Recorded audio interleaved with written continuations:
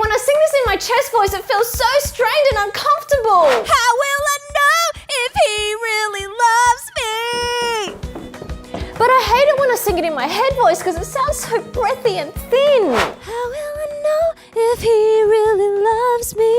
I know, Songbird. What you wish is that it could sound more like this. How will I know if he really loves me? And you can by learning to master your mixed voice. No more cracking, flipping, straining, just freedom, ease, and power as you learn to sing with one connected voice. And I'm here to take you by the hand and walk you through exactly how in my Master Your Mix online group course. I'll show you exactly what mixed voice is, how to do it, and how to practice and develop it during and after the course so that you can perform with confidence. Here's what you get in the course. A weekly 60-minute live masterclass and Q&A with me. Personalized feedback on your singing via video coaching. Full lifetime access to my How to Sing in Mixed Voice program, beginner, intermediate, and advanced levels. Access to a private Facebook group so that you can connect with your classmates and ask questions. There are only 10 spots available, and the first 3 will get access to $160 worth of free bonus content. Click on the link to find out more and enroll now.